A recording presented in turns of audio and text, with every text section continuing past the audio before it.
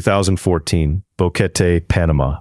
Two Dutch students walked a tourist trail in daylight, took cheerful photos, called emergency services hours later, and vanished into cloud forest without a witness who could settle it.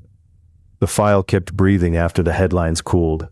Kris Kremers was 21, red hair, direct smile, orderly habits. She kept notes, she planned. The papers on my desk said she had trained as a student, saved for the trip, and landed in Panama, expecting language work and a clean start. Lisanne Froon was 22, taller, athletic, a camera around her neck and half the surviving account. She had worked in a cafe back home, played volleyball, and wrote about wanting to do something that mattered before ordinary life hardened around her. They stayed with a host family in Boquete. On April 1st, they left with a small bag, phones, a Canon camera, and the family dog. According to early local talk, by evening the dog was back. The women were not. Boquete sat high and damp, a mountain town with flower beds, language schools, and roads that turned slick after rain. The Pianista Trail started like a postcard. Green slopes, fences, a path ordinary enough to lower a guard. Past the Mirador, the mountain changed character. The soil darkened, the trail narrowed into wet cuts under roots and hanging vines. The roots spilled toward the Caribbean side. Fewer tourists, more ravines, water everywhere. The cloud forest kept sound badly. A call could die 10 yards away under insect noise and running water. Afternoon weather rolled in fast. Mist sat low like breath on glass. One wrong step there could leave a clean trail for nobody. I spread the first photographs under amber light. Daytime shots, trail markers, open hills, smiles. At 1:54 in the afternoon, image 508 showed Kris standing on the Mirador. Bright sky behind her, relaxed posture, no sign of strain. After that came the hinge. The record marked image 509 as missing. The numbering jumped. Then the phone started reaching for help. At 4:39 p.m., one emergency attempt. Another minutes later, short calls, no connection. The phone logs ran over days. Repeated attempts to contact 112 and 911. Sometimes one phone, sometimes the other. Then one handset lost battery.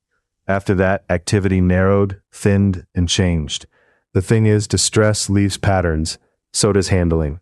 Then the night photographs, dozens of them on April 8th, in darkness, between after midnight and dawn.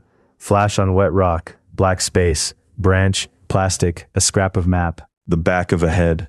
No landscape wide enough to confess where they stood.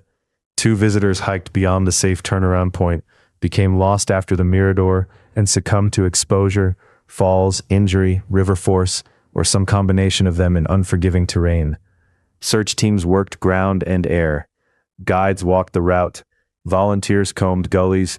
Rain came and kept coming. The jungle had time to move things, soften edges, and turn any delay into 10 more bad possibilities before any hard recovery surfaced. Months later, a Nagabe woman found the backpack near a riverbank in the Alto Romero area. Inside were phones, camera, sunglasses, cash, bras, passports or copies by some accounts. Electronics were presentable, too presentable for a long wet season. Later recoveries gave the case its colder edge. A boot with Lisanne's foot still inside, a pelvic bone from Kris, a few scattered bones, denim shorts found on a riverbank. The official read favored natural breakdown and water movement over human intervention. Then the cracks opened. Daylight photos placed the women alive and composed at the divide. Emergency calls started only hours later. That left a narrow corridor for everything to go wrong. Fast enough for panic, slow enough for almost no physical trace. The backpack bothered me. Found relatively intact, valuables still there, phones and camera inside. A river could carry a bag. It could not explain every feeling that came with the report. The record says found downstream.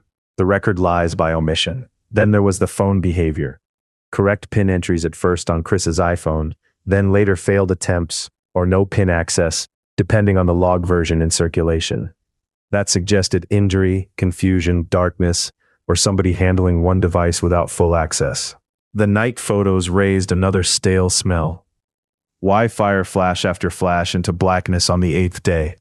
Signaling rescue aircraft, lighting a path, documenting a position. That's the part that doesn't add up. One theory stayed plain and ugly. They met another person on or beyond the trail. A guide, a local, a drifter, somebody passing through. Trouble started after the summit. Panic calls followed. The jungle then did what jungle and time always do. Another line ran cleaner. A fall-off trail. One injured badly. The other stayed, rationed battery, tried emergency calls, waited for signal, used flash and darkness to mark location or ward off the black. Later, river action scattered what remained. A third theory lived in the loose joints between facts. The women reached a paddock, stream crossing, or settlement past the Mirador, accepted help, and stepped into the wrong company. Evidence became managed instead of merely lost. After the formal investigations cooled, arguments hardened online, and in bars and in guide circles. Some locals resented the suspicion. Some families doubted the accident line. 20 years on, cold cases taught me to watch the object that arrives too neatly. Here it was the bag, then the phones, then the bones, arriving apart from one another like separate witnesses who never met. Some cases stay cold for a reason. I never got a confession from this file. I got weather, plastic, batteries, timestamps, and a mountain that kept its mouth shut.